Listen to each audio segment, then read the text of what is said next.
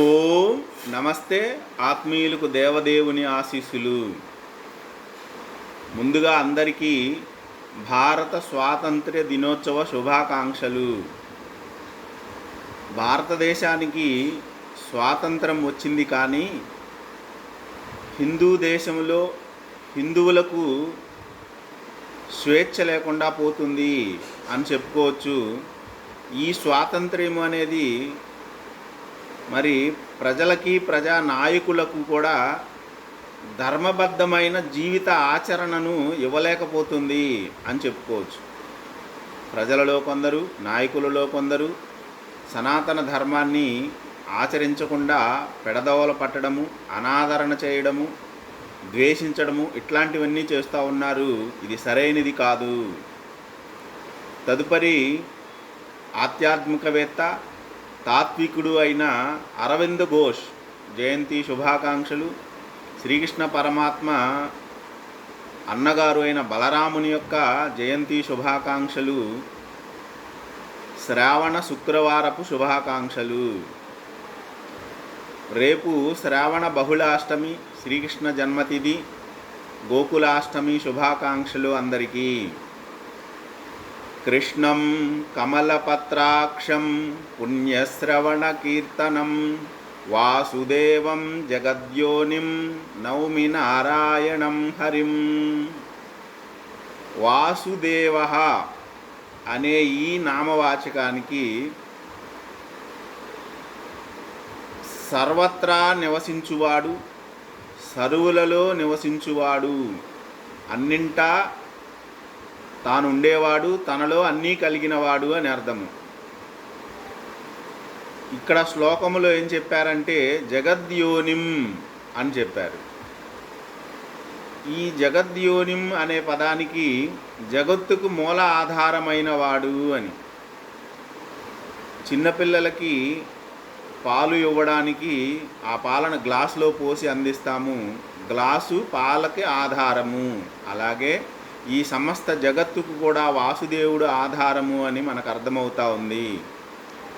ఈ మధ్యకాలంలో శ్రీకృష్ణ పరమాత్మని విమర్శించడం ఎక్కువ అవుతూ ఉంది. ఈ విమర్శకులందరూ కూడా ఒకటి గమనించాలి.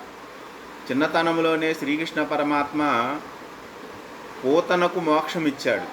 పూతన అంటే స్పర్శ ద్వారా పవిత్రత చెందినది అని అర్థం. శ్రీకృష్ణ పరమాత్మ యొక్క స్పర్శ ద్వారా ఆవిడ పవిత్రత చెందింది అని. అలాగే అరణ్యములో ఏర్పడిన కారు చిచ్చు, దావానలము అనే అగ్నిని మింగినవాడు ఆయన.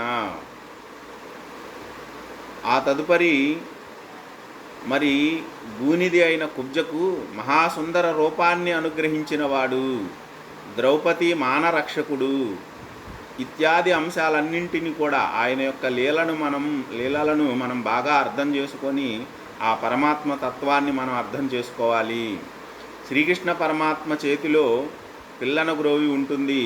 వెదురుతో చేయబడిన ఒక సంగీత వాయిద్యము. ఈ సంగీత వాయిద్యంలాగా మనమందరము ఉండాలి. శ్రీకృష్ణ పరమాత్మకి ఉపకరణంగా ఉపయోగపడింది. అలాగే మనము పరమాత్మకు ఉపకరణంగా ఉపయోగపడి ఆయన ఆజ్ఞలు అయిన ధర్మాన్ని ఆచరించాలా. ఆ ధర్మం శ్రీకృష్ణ పరమాత్మ భక్తి యోగంలో, భగవద్గీత భక్తి యోగంలో చెప్పాడు, ధర్మామృతమిదం అని. ఆ ధర్మామృతాన్ని మనం ఆచరించాలా. పిల్లన గ్రోవిలో ఏమీ దాయబడి లేదు. ఆదరి నుంచి ఈదరికి రంధ్రం ఉంటుంది. మధ్యలో పైన కూడా ఆ సంగీత వాయిద్య సంబంధమైన నియమాలను పాటిస్తూ రంధ్రాలు ఉంటాయి. ఖాళీ ఏమీ లేదు అని. తనలో లోపల బయట ఏమీ దాచుకోలేదు ఆ పిల్లను గ్రోవి. కనుకనే పరమాత్మకి అతి సన్నిహితమైనది. మనలో మనం కోరికలను దాచుకుంటాం, కొన్ని బయటికి చెప్పుకుంటాం, కొన్ని మర్మంగా పెట్టుకుంటాం. ఇట్లా మార్మికత, దాచుకోవడం అనేది మనలో ఉంది. కనుక మనం ఆ పరమాత్మకు దగ్గరగా కాలేకపోతున్నాము అనేది అర్థం చేసుకోవాలి. శ్రీకృష్ణ పరమాత్మ యొక్క తత్వాన్ని అర్థం చేసుకోవాలంటే గోవర్ధనగిరి పర్వతాన్ని చిటికెన వేలుపైన 7 రాత్రులు 7 పగళ్ళు నిలిపిన ఆ సందర్భాన్ని గుర్తుపెట్టుకోవాలి. పరీక్ష చేయడానికి వచ్చిన ఇంద్రుడు అలసిపోయాడే కానీ పర్వతాన్ని ఎత్తిన పరమాత్మ అలసిపోలేదు. నా రక్షణ విషయంలో మీరు ఎలాంటి సందేహపడవద్దు, నా రక్షణ సదాకాలము మీకు ఉంటుంది అని చెప్పేసి అభయాన్ని ఇచ్చినవాడు శ్రీకృష్ణ పరమాత్మ. అలాగే మనందరి కోసం అని చెప్పేసి అర్జునుని నిమిత్తంగా చేసుకొని శ్రీమద్ భగవద్గీత గీతామృతాన్ని మనకి అందించాడు సకల వేద ఉపనిషత్తుల సారాంశంగా. అదందరూ కూడా అనుసరించదగిన గ్రంథము, ఆచరించవలసింది.